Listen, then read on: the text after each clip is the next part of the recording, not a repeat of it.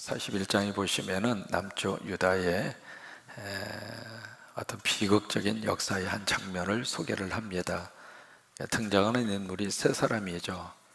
그다랴라고 하는 사람, 이 사람이 이제 다른 데 보면 그달리야라고 하는 사람이죠.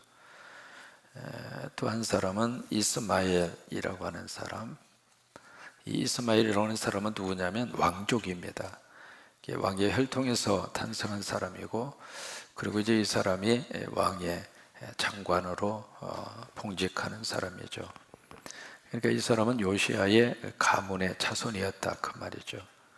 그 다음에 또 한 사람이 등장하는 사람이 요하난이라고 하는 사람. 이 사람은 이 이스마엘도 그러고 요하난도 그러고 다 그다랴라고 하는 이 사람의 측근들입니다.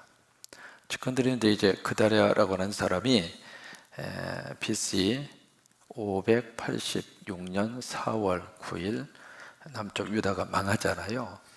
망하고 나서 이제 그 다음에 쓸만한 사람 다 포로로 끌고 가고 그다랴라고 하는 사람을 총독으로 세웁니다. 이 사람도 이제 요시아라고 하는 그 왕의 비서였죠. 그래서 이제 비서 출신인 이 그다랴라고 하는 사람을 총독으로 세워서 남쪽 유다의 나라를 잘 추스릴 수 있도록 그 일을 맡긴 거죠, 총독으로.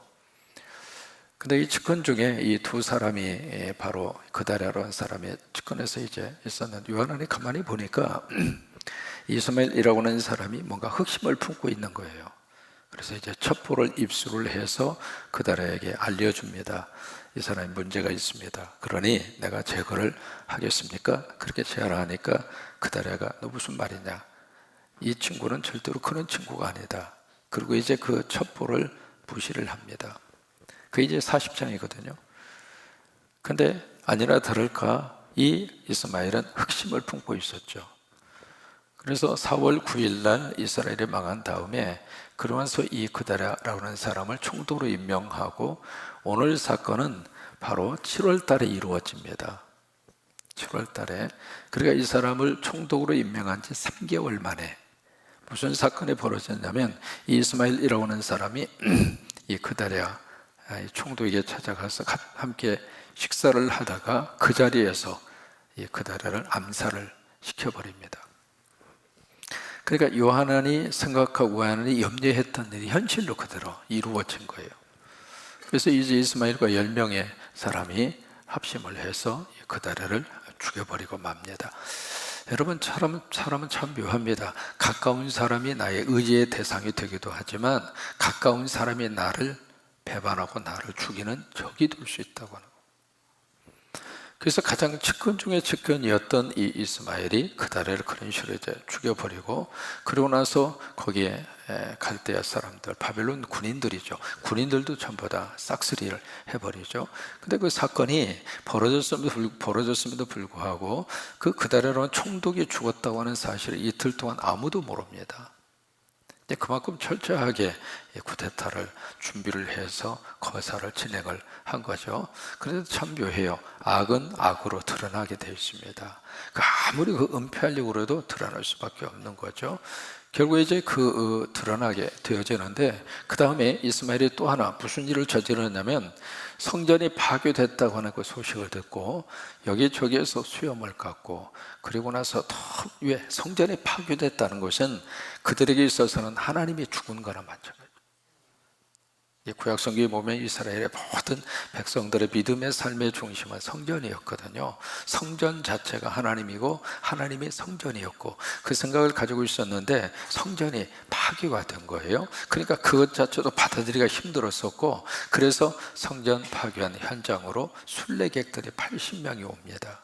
80명이 오는데 그 80명을 유도를 해서 이스마엘이 70명을 순례객들을 떼죽음을 시켜서 구덩이에다가 쳐넣어버립니다. 사람이 한번 악한 짓을 하기 시작하면 한도 끝도 없는 거예요. 이제 그런 식으로 이제 하면서 이스라엘 백성들을 다 끌고, 이 이스마엘이 어디로 이 백성들을 끌고 가려고 그러냐면 암몬으로 끌고 가려고 그래요. 왜냐하면 처음부터 이 이스마엘은 암몬 왕 바알리스의 첩자예요. 그러니까 지금 왕의 측근 속에 있지만은 이 이스마엘이라는 사람 무슨 생각이 있느냐면 암몬에 붙어야 산다. 우리는 암몬의 속국이 돼야 된다. 그게 이제 이스마엘의 생각이었어요. 그래서 그 암몬 왕의 어떤 끈앞풀이 돼서 이 그다랴를 죽이고, 그리고 이 백성들을 이끌고 이 암몬 지역으로 가려고 그러는 거예요. 이제 바로 그런 소식을 두고 누가 등장하느냐면 요하난이 등장을 합니다. 그래서 요하난이 딱 등장을 해서, 딱 등장하는 순간 이 사람에게 붙어서 어쩔 수 없이 암몬으로 끌려가던 그 유다의 백성들이 오늘 성경에 보면 아주 기뻐하고 아주 즐거워하고 그런 모습을 보여주는데, 그래서 이 백성들 모두가 딱 보니까 이스마엘을 따라가다가 안 되겠다 싶으니까 이쪽으로 다 붙은 거예요. 요하난 쪽으로. 그래서 요하난 쪽으로 붙어서 요하난이 이제 새가 이쪽으로 이제 확 하고 기울어진 거죠. 기울어져서 이 이스마엘은 8명하고 본인이 암몬 지역으로 도피를 떠납니다. 이제 그 다음에 이 요하나는 무슨 생각을 하느냐면, 이스마엘이 바로 갈대아 군인들을 죽였잖아요. 그리고 바벨론 사람이 세운 이 총독 그다랴를 죽였으니까 후한이 두려운 거예요. 후한이 두려워서 이 요하나는 그 백성들하고 어디로 조금 가고 싶어 하느냐면 애굽으로 가고 싶어 해요. 이것이 이제 오늘 성경 전체적인 하나의 내용입니다. 오늘 이 성경을 통해서 우리가 뭔가 메시지를 받아야 할 필요가 있습니다. 이 내용을 보면은 무슨 생각이 들었냐면, 사사기 25장의 말씀이 그대로 역사 속에서 그대로 지금 재현되고 있는 거예요. 사사기 마지막 25장 끝부분에 뭐가 있느냐면, 왕이 없으므로 각기 자기의 소견대로 행하더라. 한번 해보실까요? 왕이 없으므로 각기 자기 소견대로 행하더라. 여러분, 왕이 없는 상태는 무정부 상태입니다. 무정부라고 하는 것은 각자 모두가 다 왕 노릇을 한다 그 말이에요. 나도 왕이고 당신도 왕이고. 그러면 그런 상태가 되면 이게 완전히 케이오스, 무정부가 되는 거예요. 누구도 그 질서를 잡을 수 있는 리더십이 세워지지가 않거든요. 그러다 보니까 각자 자기의 생각대로 막 행동하는 거예요. 여기 이스마엘도 자기 나름대로 행동하는 거예요. 이 그다랴 민족의 반역자로 생각한 거예요. 바빌론의 앞제비가 돼서 이 민족을 엉뚱한 데로 끌고 가려고 하는 반역자다, 그렇게 생각하고 처단을 하는 것이 민족적으로 옳다, 그렇게 지금 이스마엘은 생각을 하는 거예요. 또 요하난도 무슨 생각을 하느냐면, 우리가 살 수 있는 길은 이 땅이 아니라 애굽이다. 그러니까 자기 생각대로 하는 거예요. 자기 소견대로 하는 거예요. 또 두 번째로, 왕이 없었다 그 이야기는, 성경에서 말하는 왕은 누구를 의미하느냐면 하나님입니다. 그러니까 하나님이 없으니까 인간 사이가 완전히 비참한 그런 세상으로 완전히 뒤죽박죽이 되는 거예요. 모든 질서의 첫 출발은 누구이냐면 하나님이십니다. 그래서 가정 안에도 하나님이 없으면 가정이 완전히 뒤죽박죽 되는 거예요. 시집가서 가장 중요한 것은 하나님이에요. 하나님이 계시면은 모든 것들이 질서가 잡혀져 가요. 하나님이 계시면은 모든 것들이 다 정리가 됩니다. 세상도 그러고 가정도 그러고 사회도 그러고 국가도 그러고 교회도 그러고 똑같습니다. 그런데 거기에 왕이 없다 그 이야기는 하나님이 없다 그 말이에요. 하나님이 없으면은 그때부터 사람은 인간의 본성이 그대로 나오는 거예요. 여러분, 인간의 본성이 아름다운가요? 인간의 본성이 선한가요? 아니잖아요. 결국 여기 이스마엘이 보이고 있는 행동도 참, 어떻게 사람이 그럴 수 있을까? 아니, 70명 이 사람들이 성지 순례객들 아닙니까? 무슨 죄가 있다고 갖다가 죽여서 구덩이에 쳐넣습니까? 그리고 이 그다랴라고 하는 사람, 왜 민족의 반역자예요? 그러니까 요하난도 마찬가지죠. 이 사태를 수습을 했으면 그 다음에 요하난도 하나님의 뜻을 물으면서 거기서 어떻게 쓰든지 백성들의 마음을 잘 추스려서 희망의 등불이 꺼지지 않도록 그 일을 해야 할 사람이 애굽으로 도망갈 생각만 하고 있는 거예요. 오늘 말씀이 주시는 두 가지 교훈이 있습니다. 첫째로, 우리가 무슨 교훈을 받을 수 있을까? 첫째로, 아무리 목적이 바르다 하더라도 수단도 바르게 가야 돼요. 목적이 선하고 좋으면 수단도 선하고 좋아야 돼요. 그런데 여기에 목적을 바르다고 생각하면서 수단은 무슨 수단을 써도 괜찮다? 그건 아닙니다. 이스마엘도 그러고 요하난도 그러고 나름대로의 어떤 선한 목적을 가지고 있습니다. 그런데 그 수단 자체는 하나님이 기뻐하지 않습니다. 아니, 이스마엘은 민족을 구한다고 하는 그 목적을 가지고 그들을 처참하게 죽여버리잖아요. 근데 결국 이 사람의 끈에는 누가 있었는가? 암몬이 있었어요. 그러니까 이 사람이 보여주고 있는 그 목적 자체도 사실은 선한 목적이 아니에요. 지금 암몬 왕의 뒤에서 지금 조정을 다 하고 있는 거거든요. 여러분, 우리는 가끔 그런 생각을 합니다. 뭐로 가도 서울만 가면 된다. 우리 신앙인은 그렇게 말하면 안 됩니다. 제대로 서울로 가야 된다고 그래야지.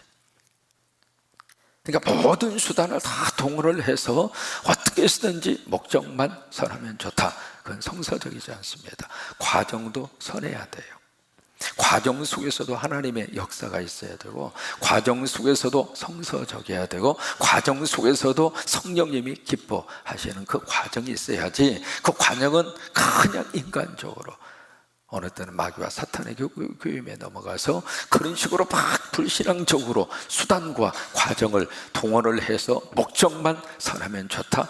아니에요. 역사 속에서 그런 교회와 성도들은 철저하게 버림을 당합니다. 우리 한국 사회 안에서 우리 교회와 성도들이 깊이 가슴에 새겨야 할 하나님의 음성이 바로 그겁니다. 한국 교회는 목적만 생각했습니다. 교회 부흥을 위해서라면 뭐든지 해도 괜찮다.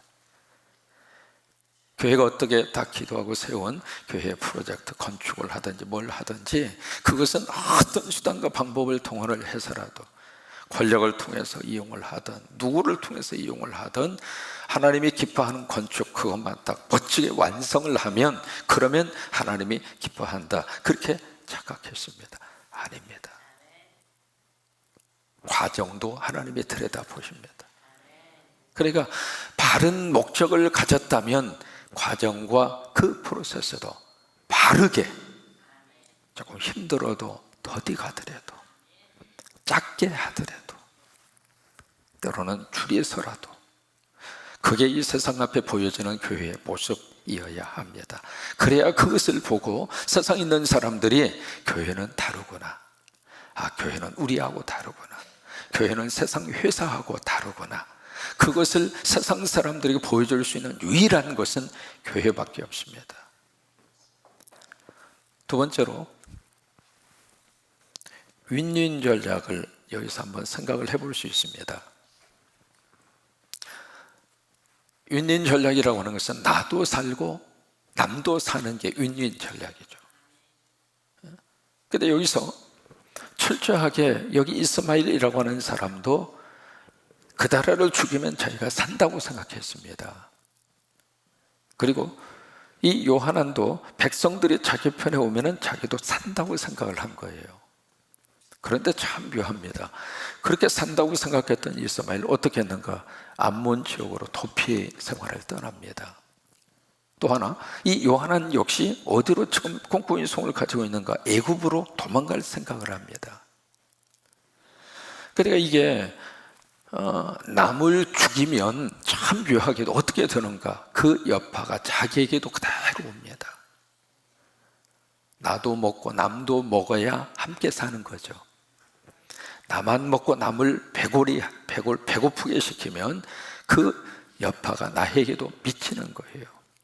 그러니까 같이 살려고 해야 돼요. 더불어 살려고 해야 합니다. 특별히 교회는 교회 주변 사람들하고 함께 살아야 됩니다. 교회만 우뚝 솟아있고 그리고 주변 사람들하고는 전혀 담을 쌓고 너희는 너희, 우리는 우리, 그러면서 우리끼리라고 하는 그 저기로 똘똘 뭉쳐 있으면 우리끼리라고 하는 그 안에서는 뭔가 이루어질 것 같지만은 그러나 그것이 결국 내가 사는 길이 아니라 사실은 망하는 길입니다. 남을 세워주어야 그도 나를 세워주는 거예요. 남을 용서해 주어야 나도 용서받는 거잖아요. 나 때문에 누군가를 살려주어야 그 사람이 또 나를 살려주는 거예요. 그래, 이것이 바로 윈윈 전략이거든요. 오늘 성경을 통해서 우리는 그 사실을 다시 한번 기억을 합니다. 마지막으로 세 번째로, 우리가 의지할 대상은 철저하게 누구냐면 하나님이라고 하는 사실을 다시 한번 인지하게 해줍니다. 요한은 어디로 가려고 그랬는가? 애굽으로 가려고 그랬습니다. 아닙니다. 바로 힘들어도 그 땅이었습니다. 여러분, 힘들어도 교회입니다. 교회를 떠나서 자꾸 애굽으로 가려고 하는 순간 우리는 영적으로 이미 하나님을 떠난 겁니다. 그러니까 힘들어도 그곳에 있으면은 하나님이 유다를 향한 하나님의 목적이 있고 하나님의 계획이 있거든요. 하나님이 다시 유다 땅을 회복시킨단 말이에요. 그래서 어떤 일이 있어도 세상이 아닙니다. 암몬도 아닙니다. 결국 누군가 하나님이십니다. 정리합니다. 유다가 BC 586년 4월 9일 망한 이후에 그다라라고 하는 총독을 세운 지 3개월 만에 이스마엘이라고 하는 이 엉뚱한 사람이 흑심을 품고 그다라를 죽이고, 이스라엘 백성들, 그 남아있는 참 빈민들이거든요. 가난한 사람들, 그들을 통째로 몽땅 끌고 암몬 지역으로 가려고 하죠. 그 순간에 요하난이 등장을 해서 그 백성들을 이쪽으로 돌리긴 했지만 또 그 백성들을 끌고 애굽으로 끌고 가려고 합니다. 그래요. 아무리 목적이 바르다 하더라도 수단도 과정도 바르게 가야 돼요. 우리는 그 길을 선택하는 하나님의 사람으로 살았으면 좋겠습니다. 세상 사람들은 목적만, 그것만 생각하면서 수단과 과정은 무슨 수를 쓰서라도 그 목적만 달성하면 된다, 그렇게 막 살고 있는 세상의 구조 속에서 아니다. 우리는 어디 가더라도, 조금 먹더라도 우리는 바른 목적을 향하여 바른 수단과 과정으로 달려갈 것이다. 그것을 고집스럽게 보여주는 교회와 성도들로 저와 여러분의 하나님 앞에 그렇게 쓰셨으면 좋겠습니다. 또 하나, 누군가를 살려야 나도 삽니다. 세 번째, 결국 마지막까지 우리가 붙들어야 할 분은 하나님이십니다. 암몬도 아니고 애굽도 아닙니다.